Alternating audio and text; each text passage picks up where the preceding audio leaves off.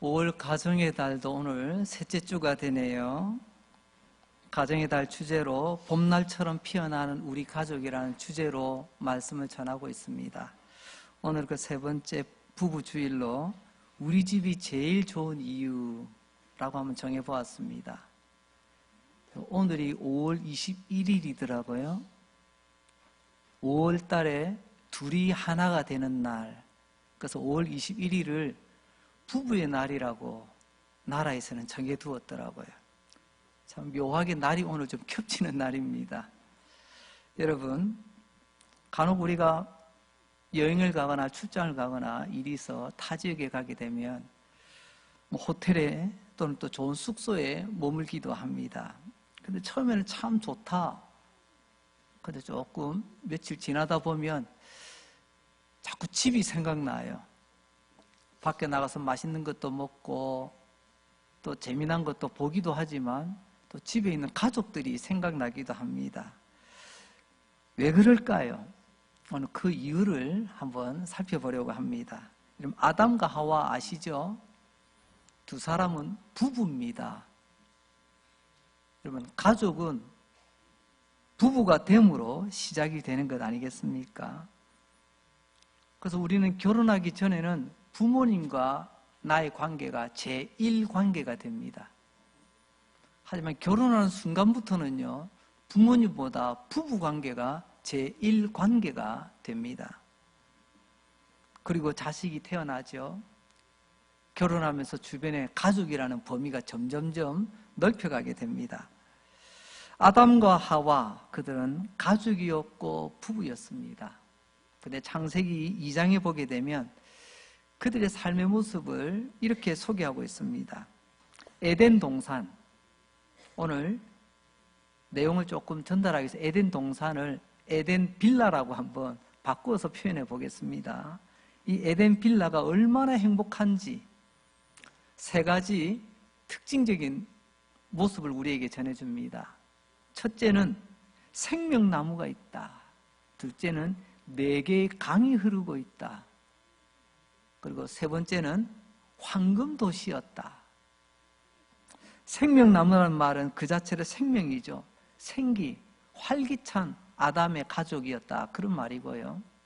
4개의 강이 사방으로 흐르고 있었다는 것은 행복의 강, 기쁨의 강, 그들을 감싸고 흘렀다는 내용이고요.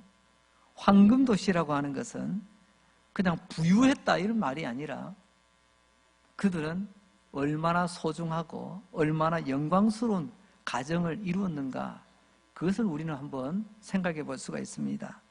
이렇게 아담 부부는, 아담의 가족은 참 귀하고 영광스럽고 소중한 가족이었고 그 사방에는 행복과 기쁨의 강이 둘러싸고 있었습니다. 근데 어떡하죠? 이 아담과 하와 에덴 빌라에서 쫓겨납니다. 방세 못 내서 쫓겨난 게 아니에요. 그들의 행복이 무너진 거죠. 성경에서는 이 에덴에서 쫓겨난 아담과 하와 부부가 어떻게 살았는가, 어떻게 생활했는가 잠시 살펴보니까 한마디로 말하면 수고, 먹고 살기 위해서 갖은 애를 쓰며 그렇게 살았다는 것입니다. 이때 수고는 고통을 달고 오는 우리의 땀과 노력을 말하고 있습니다. 한마디로 사는 게 고통이었다. 그 고통 중에서 여러분 제일 큰 고통이 뭔지 압니까? 많은 땀방울, 손에 잡히는 물집이 아니라 바로 아담과 하와 이 부부가요, 서로 비난하고 있더라는 것입니다. 여보, 이거 당신 책임 아니야? 당신 때문에 이렇게 된 거야. 왜 그때 나보고 선악과 먹으라고 해가지고 말이야. 한 걸음 더 나아가서는 하나님께도, 하나님, 아니 왜 나에게 이 여자를 붙여주셔가지고 내 인생 이렇게 됐습니까? 서로 비방합니다. 비방이라는 말은 상대방에게 상처를 준다는 거죠. 에덴 빌라에서 쫓겨난 아담 가족은 비난하고 비난을 받고 상처를 주고받는 이런 고통스러운 가족이 되고 말았습니다. 궁금한 게 있습니다. 왜 이렇게 됐죠? 그 행복한, 그 멋진 에덴 빌라에서 살던 아담과 하와 가족이 말입니다. 오늘 주제로 말하자면 여러분, 선을 지키지 않아서 그렇습니다. 선을 지키지 않았다. 다른 말로 하면 선을 넘어서 그렇습니다. 아무리 가족이라도, 아무리 남편과 아내라도 지켜야 될 선이 있었는데 그 선을 넘어버렸다는 것입니다. 여러분, 차를 운전하다 보면 비포장 도로가 아닌 이상 일반 도로에서는 차선이라는 것이 있습니다. 차선 굉장히 중요합니다. 나의 안전, 그리고 너의 안전을 위해서 서로가 선을 잘 지킬 때 교통은 우리에게 편리함이 됩니다. 그러나 선을 넘어 선을 지키지 않으면 오히려 서로에게 고통이 되는 것 잘 아실 겁니다. 아담에게는 두 개의 지켜야 될 선이 있었습니다. 첫째는 피조물로서 창조주 하나님과의 선이 있었습니다. 선악과를 따먹지 마라, 이 말은요, 선악과 하나님 혼자 몰래 드시려고 했던 것이 아니라 나는 창조주요, 너는 피조물임을 잊지 말라라는 하나님의 선이었습니다. 인간은 그 선을 넘어서는 안 되는데 아담의 가족, 아담 부부는 그 선을 넘고 말았습니다. 불순종하고 거역하며 하나님이 금하신 선악과를 따먹고 말았죠. 두 번째로 아담은 아담과 하와, 즉 부부, 가족 사이에 지켜야 될 선을 넘고 말았습니다. 서로 비난하며 서로 책임을 전가하고 말았다는 거죠. 이렇게 에덴 빌라에서 쫓겨난 불행한 아담 가족, 이 이유를 안다면 우리에게는 희망이 있습니다. 지금은 우리가 지금 아픔을 안고 나가는 가족, 또 그런 부부라 할지라도 원인 잘 안다면 혹시 우리가 지키지 못한 선은 무엇인가? 혹시 내가 남편으로, 아내로, 가족으로서 내가 넘어버린 선은 무엇인가? 이것을 알고 이것을 회복하면 가능성이 있다는 것입니다. 우리는 많은 세월 가족은 가족이니까 그냥 막 살아도 되는 줄 알았습니다. 그냥 살면 되지. 가족끼리 선이 있고 그렇습니까? 이래도 저래도 가족인데 정말 그럴까요? 오늘 하나님께서는 하나님의 말씀을 통해서 가족이기 때문에 함부로 막 살아도 되는 것이 아니라 가족이기 때문에 선을 지키라고 말씀하십니다. 혹시 우리가 무인도에 뚝 떨어져 나 혼자 산다면 그런 거 신경 안 쓰셔도 됩니다. 나 혼자 사는데 내가 지킬 의무가 뭐 있어요? 그저 나의 본능에 이끌려 내 하고 싶은 대로 하면 되잖아요.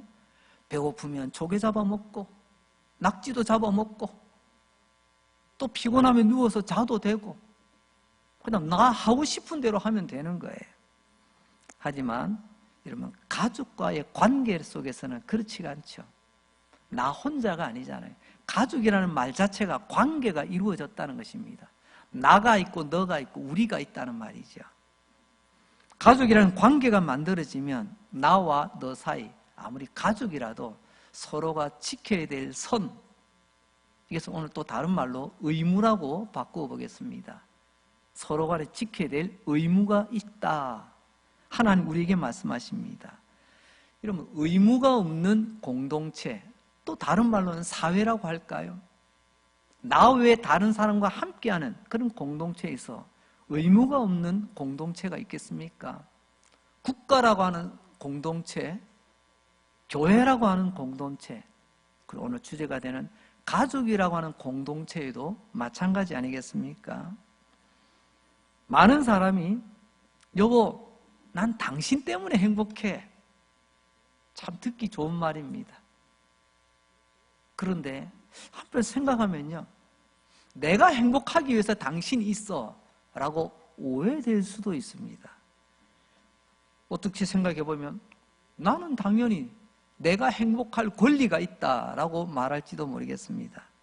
하지만 여러분, 가족은 내가 행복해야 될 권리도 있겠지만 또 한편으로는요, 가족으로서 감당해야 될 의무도 있다는 것입니다.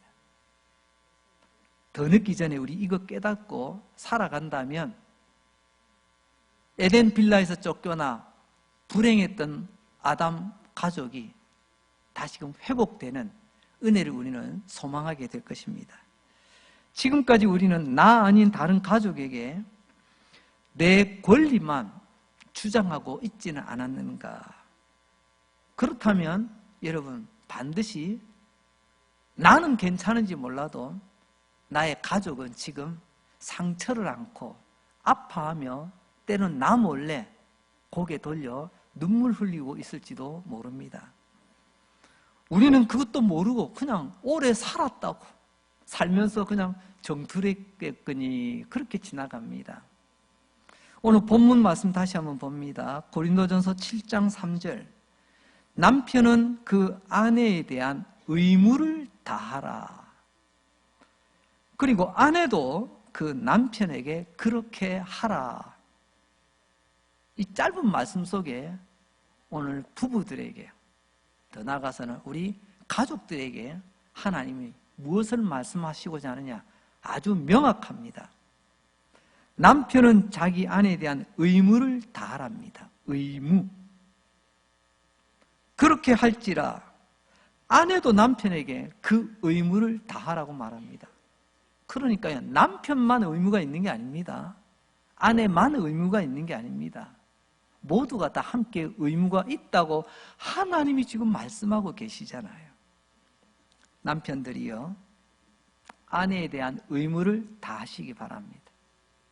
아내들이요, 남편에 대한 의무를 다하시기 바랍니다. 왜요? 주님이 말씀하시기 때문에 그렇습니다. 싫어도, 불편해도, 때로는 힘들어도 의무이기 때문에 감당해야 되는 것입니다. 그래서 우린 결혼할 때 서약을 하잖아요. 그냥 사랑할래요, 이게 서약이 아닙니다. 남편으로서, 아내로서 마땅한 의무를 다하겠노라고, 이게 서약입니다. 결혼의식의 서약은 우리 신앙생활에도 비슷한 게 있습니다. 첫째는요, 세례 서약입니다. 예수님을 나의 신랑으로, 나는 이제 신부된 성도로서 이렇게 거룩한 의무를 감당하겠습니다. 그럼 서약하셨죠? 또 더 나아가서는요, 교회에서 여러분 담임 목사님을 위임할 때, 교회 중직자를 임직할 때 우리는 서약이라는 것을 합니다. 아마 잊지 않았을 겁니다. 그러나 그 서약을 잘 기억하시면 행복한 가정, 행복한 공동체가 되지만 어느 순간부터 부부끼리도 권리를 주장하고 공동체 안에서도 권리의 목소리가 커지기 시작하면 그때부터는 시끄러워지는 거예요. 원리는 똑같습니다. 여러분, 이제 성경에 등장하는 우리 부부의 의무, 아니 더 나아가 가족들의 의무들을 몇 가지 살펴보려고 합니다. 첫 번째, 아내를 향한 남편의 기본적이고 중요한 의무를 먼저 살펴보겠습니다. 에베소서 5장 25절, 하나님께서는 성경 말씀을 통하여 이렇게 말씀하십니다. 남편들아, 아내 사랑하기를 그리스도께서 교회를 사랑하시고 그 교회를 위하여 자신을 주심같이 하라. 남편들은 아내에게 어떤 의무가 있다고 말씀하십니까? 아내를 사랑하라. 사랑의 의무가 있습니다. 근데 그 사랑은 어떻게 해요? 말로만, 립서비스만 아닙니다. 주님께서 그의 몸된 교회를 위하여 하신 것 같이, 교회를 위하여 어떻게 하셨는데요?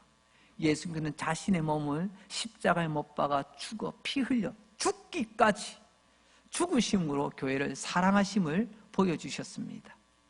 한마디로 말하면 남편들아, 아내 사랑하기를 목숨 걸고 사랑하라는 것입니다. 이게 하나님께서 말씀하시는 남편의 의무입니다. 이 말씀 가만히 생각해 보면 예수님은 남편의 모델로 서 계시고 교회는 아내의 모델로 비춰지게 됩니다. 예수님께서 아내된 교회를 위하여 하셨듯이 남편들아 너희도 그렇게 하라. 근데 오늘 참 못난 남자들, 못난 남편들 참 많잖아요. 내 목숨 걸고 지키기는커녕 사랑하기는커녕 나 살자고 오히려 아내를 방패막이 삼아 그런 못난 모습들이 옛날에도 지금도 있는 것 같습니다. 골로새서 3장 19절 말씀, 하나님 다시 우리에게 이렇게 말씀합니다. 남편들아 아내를 사랑하며 뭐라고요? 괴롭게 하지 말랍니다. 골로새서는 한 걸음 더 나아갑니다. 좀 더 구체적입니다. 남편들이 아내를 사랑하는데 그 사랑은 또 어떻게 나타나냐? 아내를 제발 좀 괴롭게 하지 마라. 아내의 마음, 아내의 삶을 괴롭게 하지 마라. 이게 성경이 말하는 사랑의 의무입니다. 아내를 사랑하십시오. 아내를 사랑하십니까? 반대로 말하면 혹시 아내가 지금 괴로워하고 있지는 않습니까? 그렇다면 우리는 온전한 사랑이 아니라는 거죠. 이 부분을 새 번역 성경으로 보니까 좀 더 우리 가슴에 와닿게 이렇게 번역을 했더라고요. 남편 된 이 여러분, 아내를 사랑하십시오. 아내를 어떻게 해요? 모질게 대하지 마세요. 제가 이 말씀 읽으면서 제가 뜨끔했습니다. 제가 툭 던진 한마디가 얼마나 모진 말이었는지, 쌀쌀한 제 얼굴빛이 얼마나 모질게 했는지.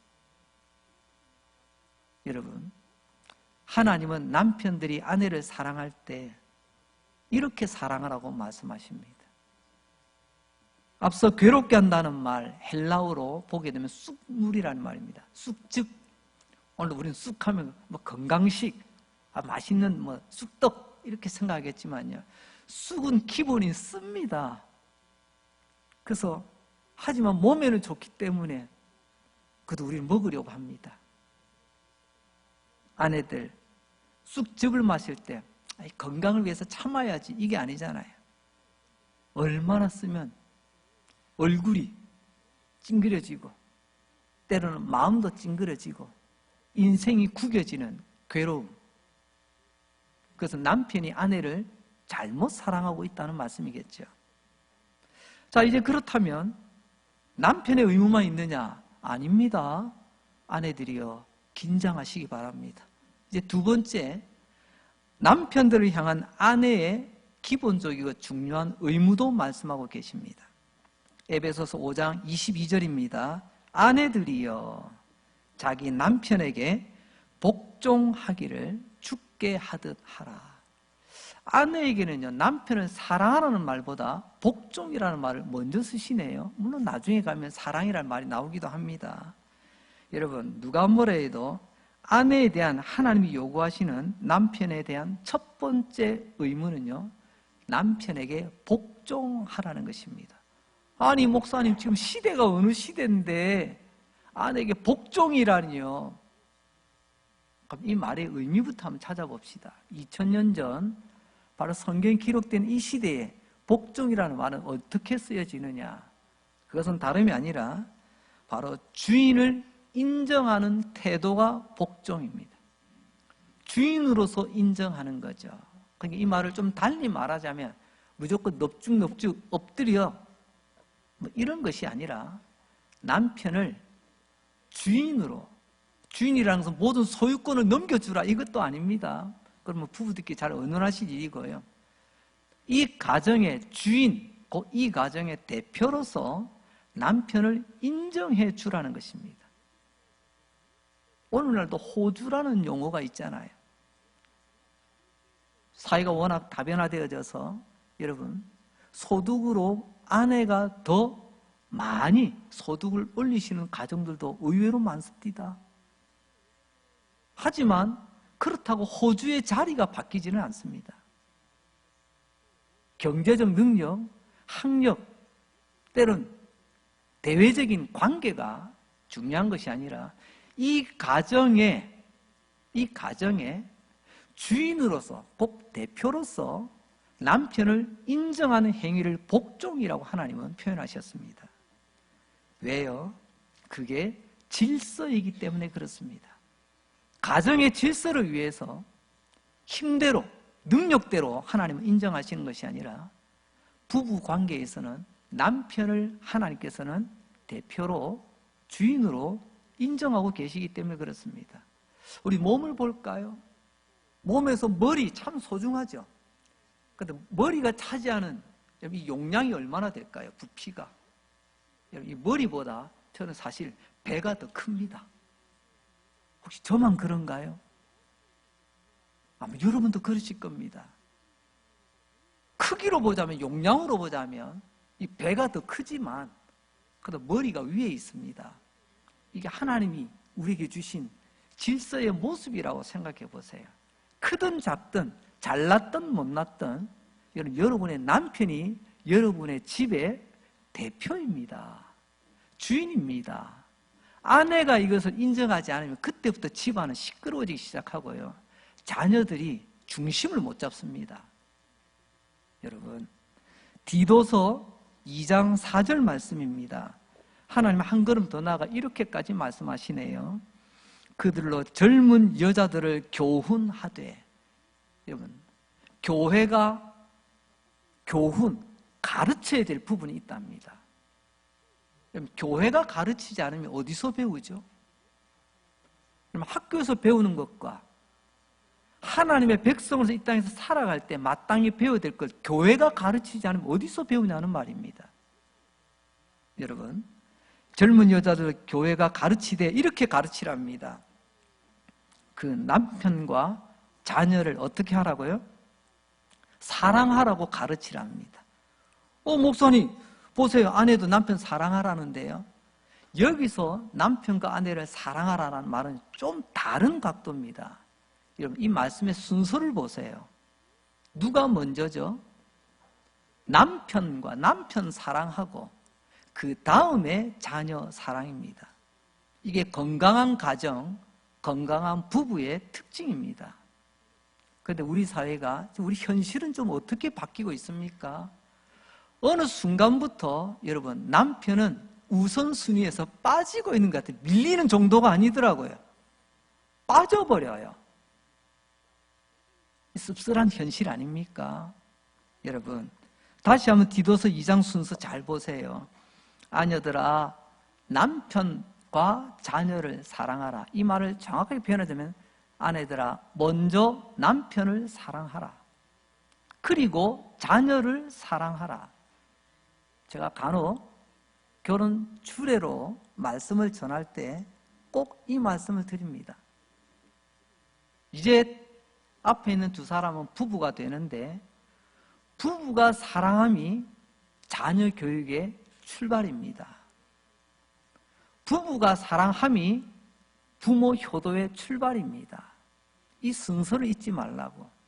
근데 간혹 보면 부부보다 먼저 자식이 되거나 부부보다 먼저 부모가 될 때, 여러분, 시간 지나면 그 가정 어려워집니다. 그래서 하나님이 이 순서를 정한 거예요. 앞서 말씀드렸죠. 가족의 시작, 가정의 출발은 어떻게 시작된다고요? 부부로 시작이 되는 거예요. 근데 이것을 잊어버리고 우리 아내들이 내 새끼, 급족 같은 내 새끼가 더 우선이야. 당신은 돈이나 벌어와. 그때부터 가정은 이제 쫓겨난 아담 가족처럼 되는 것입니다. 여러분, 적어도 우리가 기본적으로 가져야 될 의무, 하나님의 말씀대로 알고 믿고 실천할 수 있길 바랍니다. 여러분, 드라마, 옆에 있는 친구들, 여러분, 세상이 그렇게 미쳐 돌아가도 적어도 우리는 하나님의 말씀의 원리를 중심으로 우리의 가정을 지켜나가야 되지 않겠습니까? 이제 세 번째입니다. 이제 자녀와 부모의 관계 속에서의 의무가 있습니다. 두 가지로 생각해 보겠습니다. 첫째는 자녀가 부모를 향한 기본적이고 중요한 의무가 있습니다. 이것은 에베소서 6장 2절로 3절 말씀입니다.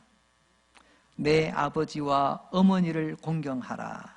이것이 약속 있는 첫 계명이니 이로써 네가 잘되고 땅에서 장수하리라. 아이고, 역시 교회는 좋은 말 많이 하시네요. 이게 좋은 말로 끝날 말이 아닙니다. 듣기 좋고 좋아서 받는 게 아니라, 아니 그렇다면 반대로 듣기 힘들고 싫으면 안 받아도 되나요?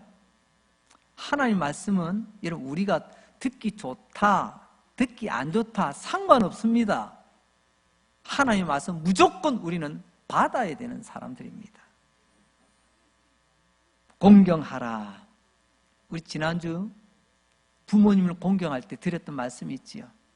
부모님을 무겁게, 또 신약에는 공경하라 티마오, 가치 있게 여겨라. 부모님을 가치 있게 여기는 것을 반대로 말하자면 그것은 바로 부모님을 함부로 대하는 것입니다. 자녀가 부모를 함부로 말하고 함부로 대하고, 이게 부모 공경과 거꾸로 된, 즉 자녀의 의무를 다하지 못하고 있는 것입니다. 그래서 10계명, 여러분 계명이라는 말이 무엇입니까? 반드시 지켜야 될 의무사항이라는 거, 그게 10계명이에요. 그걸 하나님께서 10가지로 중요하게 주셨습니다. 그래서 10가지 가장 중요한 의무, 이렇게 설명할 수도 있겠죠. 그 10계명 가운데 오늘 에베소서 말씀처럼 내 부모를 공경하라. 에베소서 뭐라고 말씀하셨어요?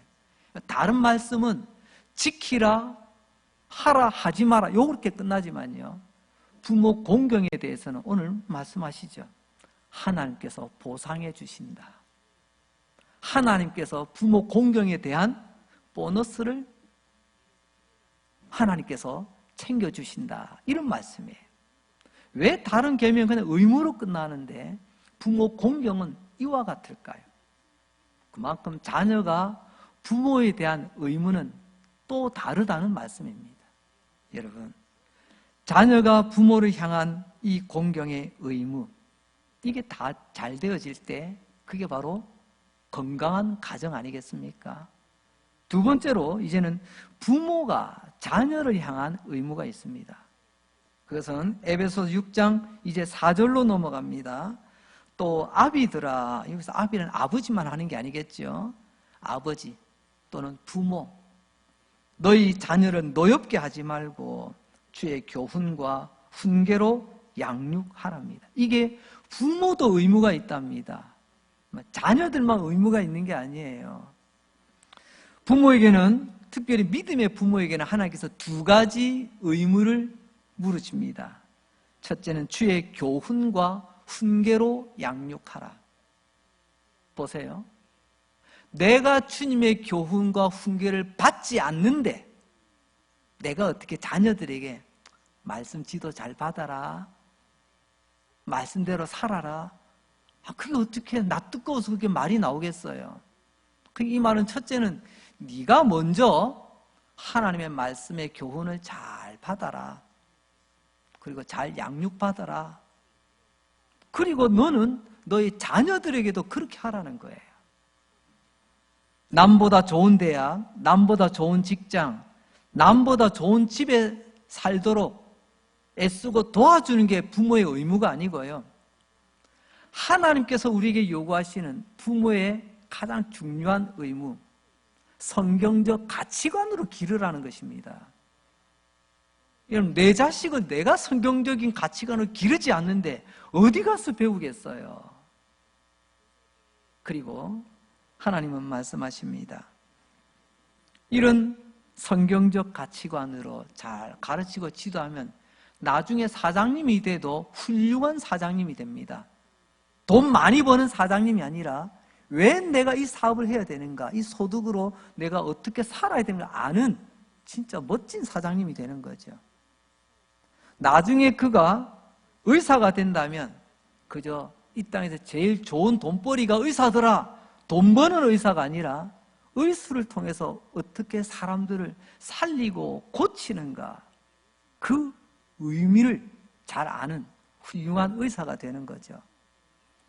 나중에 선생님이 된다 할지라도 여러분, 정말 하나님의 가치관으로 세워진 학교 선생님, 또 대학교의 교수님, 또 어디선지 가르치는 위치에 있을 때 단순히 정보만 전달하는 기계가 아니라 그 사람의 인격까지 변화시키고 그들의 영혼이 하나님께로 향할 수 있도록 도와주는 훌륭한 교사가 되지 않겠습니까? 이 모든 것이 부모의 의무라는 것입니다. 자, 이제 두 번째로는 자녀들에게 노엽게 하지 말라고 말씀하십니다. 부모는 자녀를 노엽게 하지 마라. 노엽게 하지 마라. 이제 어떤 영어 번역본을 보니까요, 아주 쉬운 영어로 이렇게 표현했더라고요. make angry. make 뭐 만든다는 거 아닙니까? angry. 화를 만든다는 거. 참 재밌는 표현 아닙니까? 믿음의 부모요, 자녀들이 분노에 쌓이지 않도록 하라는 것이 부모님의 의무라고 말씀하십니다. 여러분, 자녀들이 부모 때문에 화나는 것, 분노하는 것, 어떤 책에 보니까 8가지로 정리를 해놓았더라고요. 제가 한번 인용해 봅니다. 첫째, 부모가 자식을 향하여 공격적으로 대할 때, 못 잡아먹어서 안달이야. 아이고, 저 녀석 양해하고 들으시기 바랍니다. 너는 우리 인생 계획이 없었어. 너는 실수로 태어난 거야. 얘가 얼마나 상처가 될까요? 두 번째로는요, 폭력을 행사합니다. 어른이라고 말입니다. 힘센 어른이라고. 세 번째로는 자녀를 비난합니다. 칭찬과 격려를 해도 모자랄 판에 걔를 향해서 늘 못났다고, 모질한다고, 넌 부족하다고, 그렇게 애 완전히 기를 죽여요. 네 번째, 자녀를 모욕하고 조롱합니다. 대체로 보면요, 당신이 낳아놓고 꼭 옆집에 아니면 다른 애랑 비교하면서 얘를 못나게 만들어요. 아이고, 저 녀석 발등에 때도 안 되는 녀석. 그럼 왜 낳으셨어요? 그리고 다섯 번째는요, 자녀들을 편애할 때, 아이들이요, 말 안 해도 내가 지금 똑같은 대우를 받는지, 지금 다르게 대우를 받는지 대반에 압니다. 그래서 애들이 볼멘 소리를 하죠. 엄마는 나만 미워해. 아빠는 쟤만 좋아해. 형아만 좋아하고 동생만 좋아하고. 이게 편애거든요. 이럴 때 화가 난답니다. 그리고 공평하지 못할 때, 비슷한 내용입니다만은, 똑같이 수가 똑같이 결과를 나오는데 누구는 머리 쓰다마주고 누구 넌 저 가서 해야지. 애들이 어릴 때부터 분노를 품고 자라게 된답니다.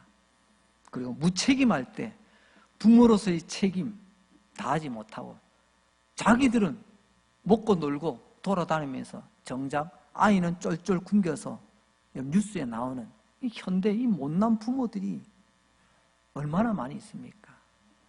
마지막으로 자녀를 수단으로 대할 때, 지난주도 말씀드렸죠. 전번에 이런 미련한 부모는요, 못난 부모는 자식 자랑 하나만 가지고 있습니다.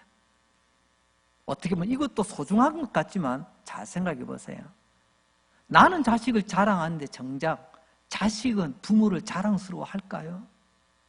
이걸 생각해 보셔야 됩니다. 내가 자식 자랑하기 위해서 자식 뒷바라지 하는 게 아니고요, 시간이 흘러도 그 자녀들 앞에서 자랑스러운 부모, 존경스러운 부모 서는 것이 더 중요하지 않겠습니까? 이럴 때 자녀는 노엽게 화가 난다고 합니다.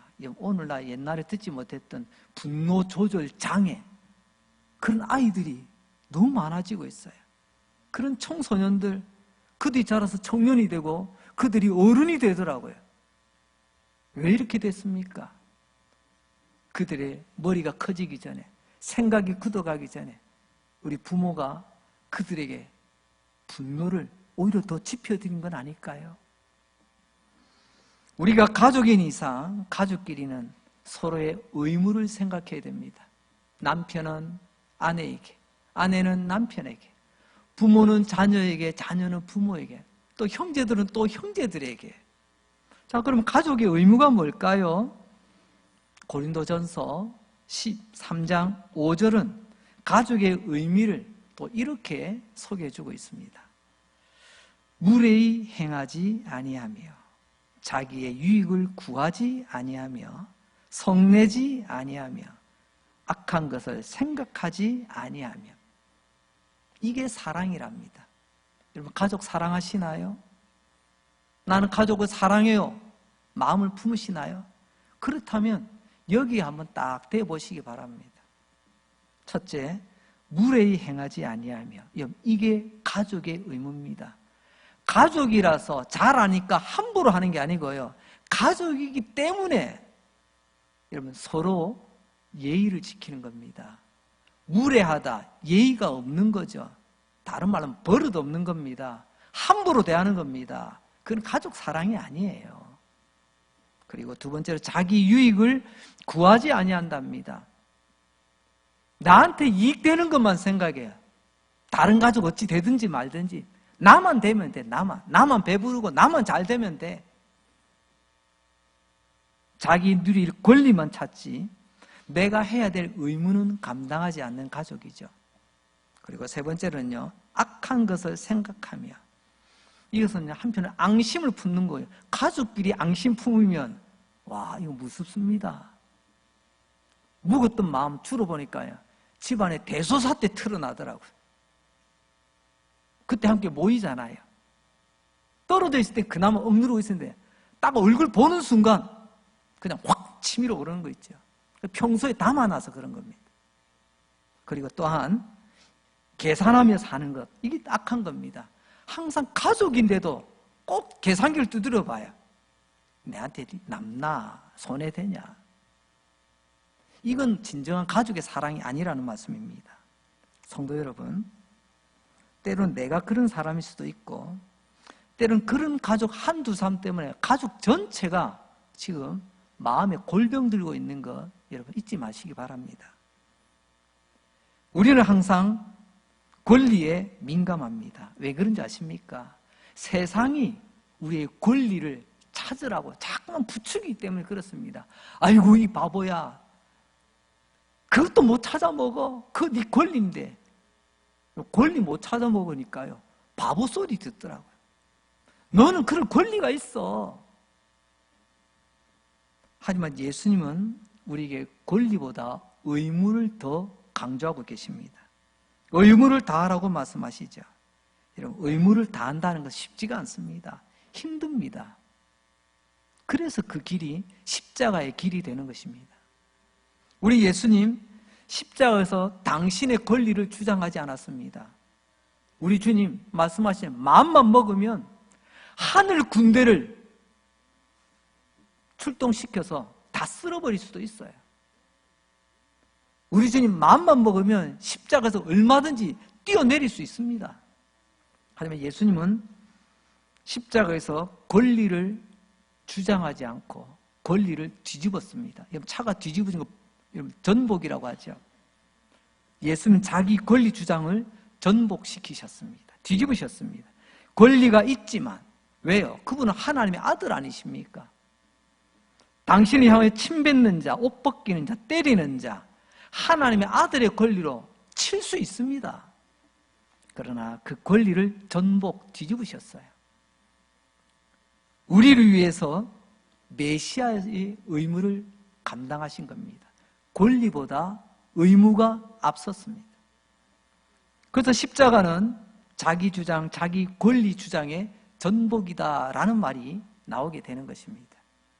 오늘 우리는 어떻습니까? 나도 알게 모르게 이 세상 문화에 물들어가며 어디 가든지 꼭 보면요, 권리 타령하는 분들이 간혹 있으시더라고요. 여러분, 권리 타령해서 거기에 전체적인 분위기가 좋아지는 거 보셨습니까? 갑자기 싸해집니다. 갑분싸.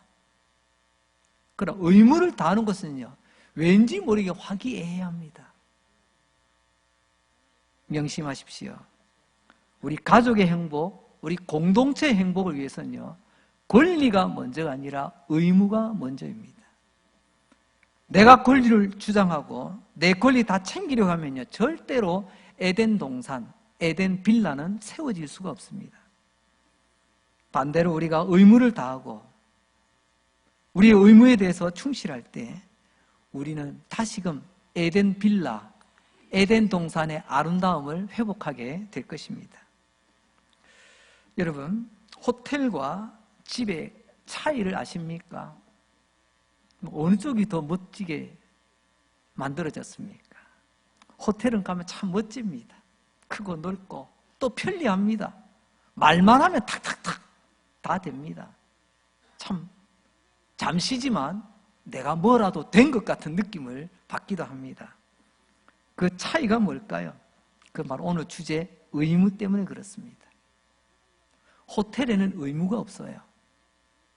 나에게는 권리만 있습니다. 내가 이만큼 돈 냈으니까 나 이 권리 누려야 되겠다는 거야. 이리 와보세요. 이거 이렇게 해주세요. 항상 권리로 충만한 것이 호텔입니다. 그래서 내가 편리한 겁니다. 여러분, 호텔에는 의무가 없습니다. 내가 내 만큼 권리를 찾아가는 것입니다. 하지만 내가 가족을 위해서 수고하는 것은 의무입니다. 집은 의무가 있는 공간입니다. 의무는 힘들고 고달파요. 하지만 그 의무를 감당할 때 여러분, 우리는 행복한 에덴 빌라를 세워갈 수 있다는 것을 꼭 기억하시기 바랍니다. 나 말고 다른 가족이 있습니다. 그런데 미련한 사람은요, 나 말고 다른 사람은 다 시종이야. 내가 집에서도 호텔처럼 살아요. 내 권리만, 이런 가정은 절대로 행복할 수가 없다는 말이죠. 내 마음대로 내 행복만 누리면 나는 행복할 수 있어요. 근데 문제는 내 가족은 불행하다는 겁니다. 아까 말씀드렸죠. 아내가 괴롭습니다. 그리고 두 번째는요, 나중에 시간 지나면요, 그야말로 늙고 힘 빠지면요, 그 사람은 가족들에게 왕따 당합니다. 우리가 그런 거 잘 보잖아요. 젊은 시절 큰 소리 치다가 나중에 늙고 힘 빠지면요, 그야말로 가족들이 이제는 왕따를 시킵니다.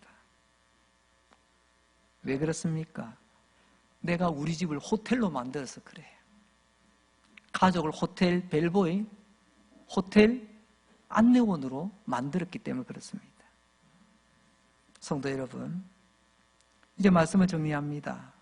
우리 모두 사랑하는 우리 가족에게 혹시라도 나는 내가 남편인데 말이야, 내가 부모인데 말이야, 내가 제일 많이 버는데 말이야, 내가 그래도 우리 집은 제일 똑똑한데 말이야, 여러 가지를 가지고 나의 권리를 주장하고 있지는 않습니까? 그렇다면 아담과 하와 가족 죽도록 고생하며 힘겹게 살아가지 않습니까? 우리는 호텔 손님이 아니라 다른 가족의 행복을 위해서 나의 의무를 잘 감당하여 우리 집 다시 그 아름답고 행복한 에덴 빌라를 만들고 이 땅에서 천국을 경험하는 복된 가정 이룰 수 있길 바랍니다. 그러나 권리만 주장하면 천국이 아니라 지옥을 경험하는 집이 될 수 있습니다. 아무쪼록 복되신 저와 여러분 되시기를 주님의 이름으로 축복합니다. 기도합니다. 하나님 아버지 감사합니다.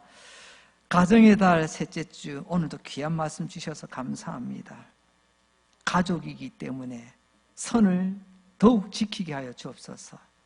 가족이기 때문에 더욱 의무를 다하여 봄날처럼 피어나는 우리 가족 되게 하여 주옵소서. 남편은 아내를 사랑하되 모질게 대하지 않게 하시고 죽기까지 사랑하라는 이 의무를 잘 감당케 하여 주옵소서. 아내는 남편을 신뢰하고 존중하며 인정하고 제일 먼저 남편 사랑, 그 다음에 자녀 사랑, 또 다른 사랑이 있음을 기억해 하여 주시옵소서. 자녀는 부모를 공경하게 하시고 부모는 자녀를 주님의 교훈과 훈계로 먼저 양육하게 하시고 우리 가족끼리 무례히 행하지 아니하며 자기의 유익을 구하지 아니하며 성내지 아니하며 악한 것을 생각하지 아니하는 우리 가족 되게 하여 주옵소서. 권리만 주장하는 호텔 투숙객이 아니라 각자의 의무를 잘 감당하는 좋은 가족 되어 좋은 우리 집 세워가게 하여 주시옵소서. 예수님 이름으로 기도합니다. 아멘.